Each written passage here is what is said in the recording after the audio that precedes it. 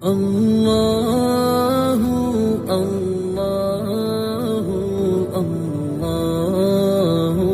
اللہ اللہ اللہ اللہ۔ آج کا سبق سورہ طلاق کی آیت نمبر 8 سے ہے۔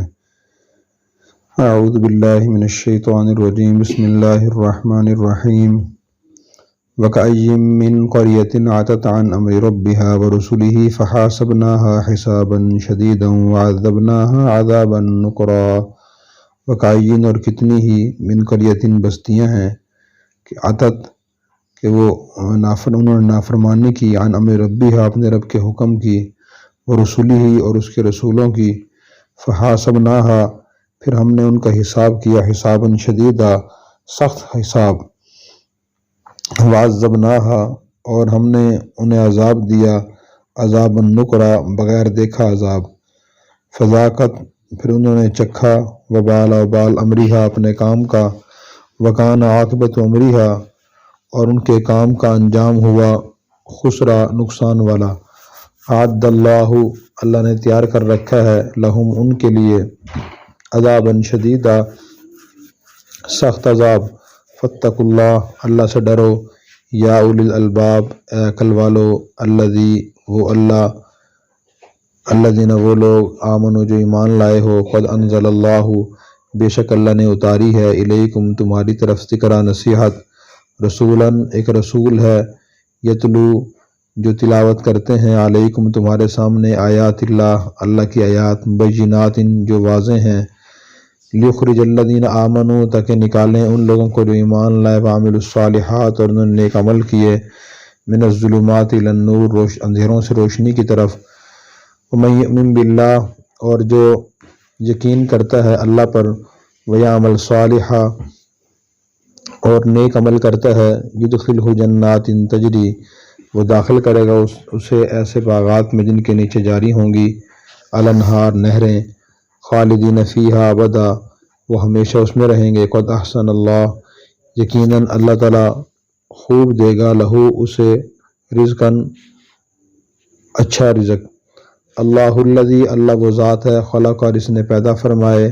سبع سماوات ان 7 آسمان، ومن الارض اور زمین نے بھی، مثلہن اتنی ہی، یتنزل الامر اترتا ہے حکم، بینہن ان کے درمیان، لتعلموا تاکہ تم جان لو، ان اللہ علی کل شیء قدیر بے شک اللہ ہر چیز پر قادر ہے، وان اللہ بے شک اللہ ایسا ہے، قد احاطہ اس نے گھیرا ہوا ہے، بکل شیء ہر چیز کو، علم کے ذریعے۔ اللہ تبارک و تعالی یہاں سے مسلمانوں کو تنبیہ فرما رہے ہیں اور سنا رہے ہیں کہ پیچھے جو طلاق کے اور عدت کے اور بیوی سے سلوک کے معاملات اور احکام کا ذکر آیا ہے کہ مسلمانوں کو ان کی پابندی کرنی چاہیے، اور پہلی قومیں جو تباہ ہوئی ہیں اس کی بنیادی وجہ یہ تھی کہ وہ قومیں اللہ اور اس کے اللہ کے رسول کی تعلیمات اور احکام کی خلاف ورزی کرتی تھیں، جس کا نتیجہ یہ ہوا کہ اللہ تعالیٰ نے ان کا سخت حساب لیا، اور سخت حساب سے مراد یہ ہے کہ ان کے کفری اعمال میں سے کسی عمل کو بھی معاف نہیں کیا بلکہ سب پر سزا تجویز فرما دی۔ یہاں حساب دینے سے حساب کرنا مراد نہیں ہے بلکہ اچھی طرح اس کو دیکھ کر عذاب دینا مراد ہے۔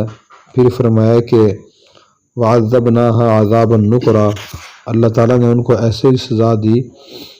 جو کسی نے پہلے دیکھی نہیں تھی۔ تو حساب سے مراد سزا کی تعیین ہے، اور سخت حساب اگرچہ آخرت میں ہوگا مگر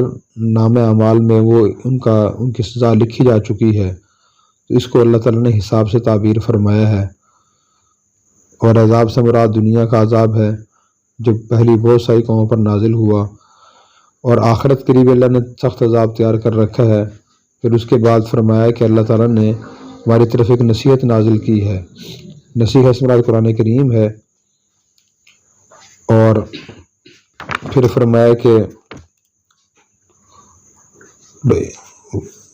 رسول یتلو علیکم ایک رسول بھیجا ہے، نبی کریم صلی اللہ علیہ وسلم کو بھیجا جو اللہ تعالیٰ کے احکام لوگوں کے سامنے بیان کرتے ہیں، اللہ کی آیات پڑھ کے سناتے ہیں، آیات بالکل واضح ہیں، اور ان آیات کو سنانے کا سمجھانے کا مقصد یہ ہے تاکہ لوگ ایمان والے نیک عمل کریں اور اندھیروں سے نکل کر روشنی کی طرف آ جائیں۔ اندھیرے بہت سے ہیں، غلط عقائد کے اندھیرے، غلط نظریات کے اندھیرے، غلط اعمال کے اندھیرے، اسی طرح برے معاملات کے اندھیرے، برے اخلاق کے اندھیرے، بری معاشرت کے اندھیرے،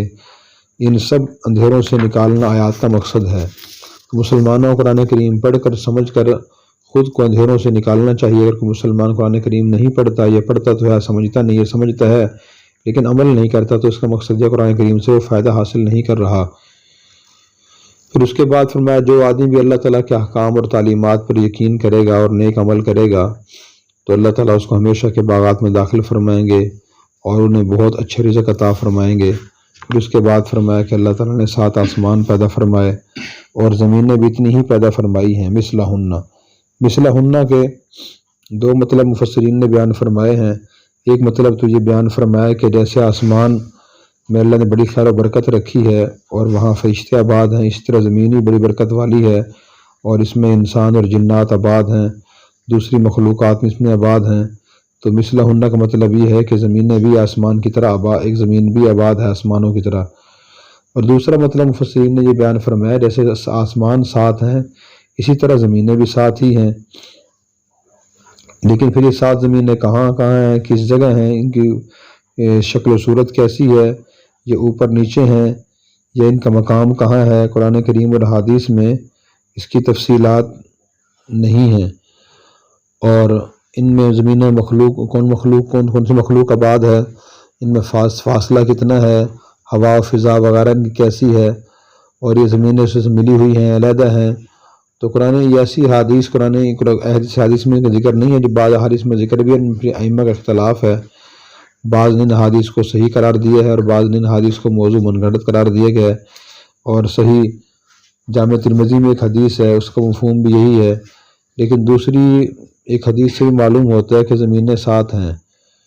قرآن کے وہ حدیث یہ ہے کہ حضور صلی اللہ علیہ وسلم نے فرمایا کہ جو شخص دنیا میں کسی ایک بالش برابر زمین پہ ناحق قبضہ کرے گا تو اللہ تعالیٰ قیامت کے دن اسے 7 زمینوں کا طوق پہنائیں گے۔ وہاں بھی 7 زمینوں کا لفظ ہے اور اس سے معلوم ہوتا ہے کہ زمینیں 7 ہی ہیں، لیکن ان کی تفصیلات اور کیفیات کسی صحیح حدیث میں نہیں ہیں اور نہ ہی ہمیں ان کی جاننے کی ضرورت ہے، اس لیے کہ قرآن قبر حشر میں ہم سے اس کے بارے میں سوال نہیں ہوگا۔ مفسرین نے یہ اصول بیان فرمایا ابہموا ما ابہمہ اللہ، کہ جس چیز کو اللہ تعالیٰ ہم غیر واضح چھوڑ دیا ہے ہم اس میں چھوڑ دیں، اس کی تحقیق و تفتیش میں نہ پڑیں۔ اگر اس کی تحقیق ضروری ہوتی تو اللہ تعالیٰ خود اس کی وضاحت بیان فرما دیتے۔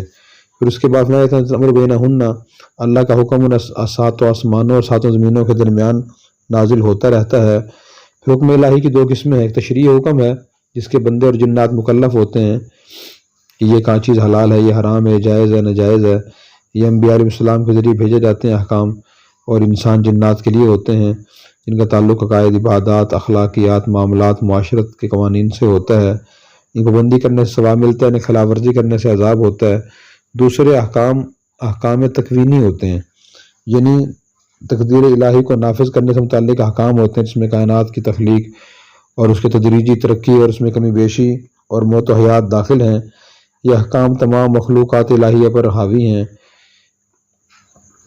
اور اللہ تعالیٰ کے ہر طرح کے احکام نازل ہوتے ہیں۔ تو ہمیں اس کا ذمہ دار بنایا گیا ہے کہ ہم اللہ کے جو تشریعی احکام ہیں، ہر چیز سے متعلق، ہر وقت سے متعلق، ہر کام سے متعلق، ان کو جان کر اس کے مطابق عمل کرنے کی کوشش کریں۔ پھر اس کے فرمایا کہ وَأَنَّ اللَّهَ عَلَىٰ كُلِّ شَيْءٍ قدیر، کہ اللہ تعالیٰ ہر چیز پر قادر ہیں اور اللہ تعالیٰ نے ہر چیز کو اپنے علم کے ذریعے گھیرا ہوا ہے، اس لیے اللہ تعالیٰ کی اطاعت کرنی چاہیے اور اللہ تعالیٰ کے ہر قسم کے احکام کو جان کر ان کو اپنانے کی کوشش کرنی چاہیے۔ اللہ تعالیٰ ہمیں عمل کرنے کی توفیق عطا فرمائے۔ اور اگر آپ نے ابھی تک ہمارا چینل سبسکرائب نہیں کیا تو فوراً سبسکرائب کیجئے، ساتھ ہی بیل آئیکن پر کلک کریں تاکہ مزید آنے والی ویڈیو ہے وہ آپ کو وقت پر ملتی رہیں۔ اللہ حافظ۔